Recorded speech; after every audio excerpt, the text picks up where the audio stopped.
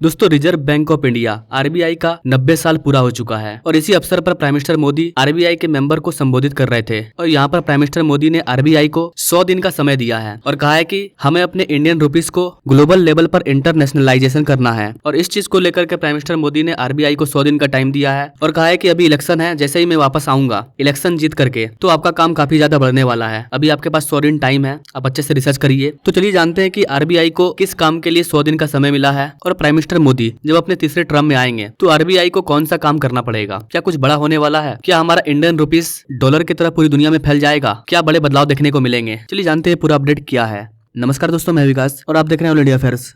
ना यहाँ पर आप हिंदुस्तान टाइम्स की ये आर्टिकल देख पाएंगे, let's make rupees a global currency. PM Modi ने आरबीआई से ऐसा कहा है। Guys, basically prime minister Modi के द्वारा आरबीआई से ये कहा गया है कि आप इन 100 दिन के अंदर फ्यूचर के 10 साल के प्लान को सेटअप कीजिए। आपको एक स्ट्रेटेजी तैयार करना है और आपको कोशिश करना है कि एक ऐसी स्ट्रेटेजी को तैयार किया जाए कि हमारा जो इंडियन रुपीस है, रुपया, वो ग्लोबली कितना एक्सेसिबल हो, कितना एक्सेप्टेबल हो। गाइस, अभी पूरी दुनिया में डॉलर इसी का राज है। ज्यादातर देशों में जितने भी ऑयल ट्रेड होते हैं डॉलर से होते हैं। आज के टाइम में हर देश डॉलर को अपने पास जमा करके रखना चाहता है फॉरेन रिजर्व के रूप में। भारत भी चाहता है। तो अमेरिका ने डॉलर को तैयार ऐसे किया है कि हर देश के पास फॉरेन रिजर्व के रूप में डॉलर की भूख है और जितना ज्यादा डॉलर की भूख है उतना ज्यादा अमेरिका ग्रो कर रहा है। यही भूख अगर इंडियन रुपीस रुपया के लिए होता तो हमारा इंडियन करेंसी ग्रो कर जाता और हमारा देश भी ग्रो करता। हम अपने मन मुताबिक जितना मन जितना चाहे पैसे को छाप सकते थे। अमेरिका यही करता है क्योंकि आपके पास रीजन है ना। आप उस टाइम कह पाओगे कि पूरी दुनिया में हमारे इंडियन करेंसी की मांग है और हमें छापना पड़ रहा है। लेकिन अभी ऐसा कोई देश नहीं कर सकता है। इंटरनेशनल लेवल पर जब तक आपके करेंसी की डिमांड नहीं होगी आप उसे छाप नहीं सकते हो। तो प्राइम मिनिस्टर मोदी अपने तीसरे टर्म में आरबीआई से ये बोल रहे हैं कि आप 100 दिन के अंदर एक ऐसी स्ट्रेटेजी को तैयार कीजिए जिससे कि आने वाले 10 साल में हम अपने इंडियन करेंसी को ग्लोबली एक्सेसिबल एक्सेप्टेबल बना पाएं, ताकि दुनिया के कोई भी कंट्री हमारे इंडियन करेंसी को यूज कर पाए ज्यादा से ज्यादा। इसके अलावा प्राइम मिनिस्टर मोदी ने यह भी कहा कि हम जो क्रेडिट लोन देते हैं वो सिर्फ अमीर लोगों को मिलता है या जिनकी परफॉर्मेंस अच्छी होती है। लेकिन प्राइम मिनिस्टर मोदी जी चाहते हैं कि ये जो क्रेडिट लोन है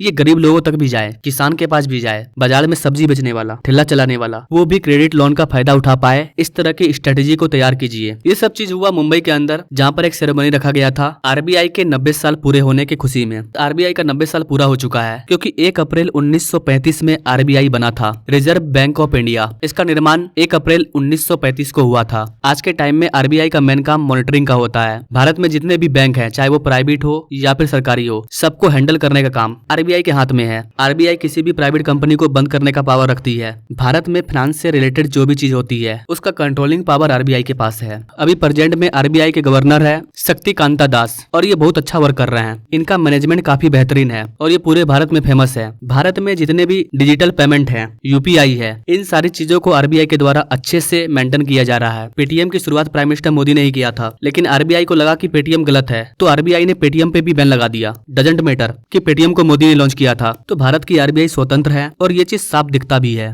ना प्राइम मिनिस्टर मोदी के द्वारा आरबीआई को संबोधित करते हुए ये कहा गया कि हम जो लोन दे रहे हैं, जो क्रेडिट दे रहे हैं, वो आम लोगों को मिले, उन लोगों को जो इनोवेटिव आइडिया पर काम करते हैं, नए नए टेक्नोलॉजी को खुद से डेवलप करते हैं, जो हमारे छोटे स्टार्टअप हैं, उनको बढ़ावा दिया जाए, उनको भी लोन दिया जाए। ज्यादातर लोन बड़े बड़े बिजनेसमैन का पास होता है। और इसी चीज को लेकर के प्राइम मिनिस्टर मोदी ने कहा, you have adequate time till I am busy in election for the next 100 days. आपके पास 100 दिन का समय है। You must think in advance about it. मैं अभी इलेक्शन में बिजी हूँ, आपके पास अच्छा खासा टाइम है। आप इस टाइम का सही यूटिलाइज कीजिए और एक स्ट्रेटेजी को तैयार कीजिए कि आने वाला 5 साल 10 साल कैसा रहने वाला है, हमें किन किन चीजों पर फोकस करके काम करना है, किन किन चीजों को बेहतरीन करना है। प्राइम मिनिस्टर मोदी ने इशारा भी किया है आरबीआई को कि जैसे ही इलेक्शन खत्म होगा मैं सत्ता में वापस आऊंगा, आप लोगों का काम ओवरलोड हो जाएगा। प्राइम मिनिस्टर मोदी ने कहा कि जिस तरह से 10 साल में काम हुआ है, चाहे वो जनधन योजना हो, लोगों के बैंक अकाउंट में डायरेक्ट पैसा भेजना हो, नोटबंदी हो, जिस तरह से 10 सालों में इन चीजों को मैनेज किया गया है, ठीक वैसे ही आपको आगे के 10 साल का प्लानिंग करना है। आपके पास अभी अच्छा टाइम है। तो यहाँ पर प्राइम मिनिस्टर मोदी का एक विश्वास है कि वो 110% वापस आ रहे हैं और अपने लोगों को पहले ही बोल रहे हैं कि कैसे कैसे आपको काम करना है, क्योंकि प्राइम मिनिस्टर मोदी के 3rd टर्म में बड़े बड़े डिसीजन लिए जाएंगे। इसके अलावा प्राइम मिनिस्टर मोदी ने कहा कि हम लोगों को मिलकर के भारत इकोनॉमिक सेल्फ रिलायंस पर काम करना है और ये चीज हो भी रहा है। आज के टाइम में पूरी दुनिया की जीडीपी जिस तरह से ग्रो कर रही है उसमें भारत का 15% हिस्सा है।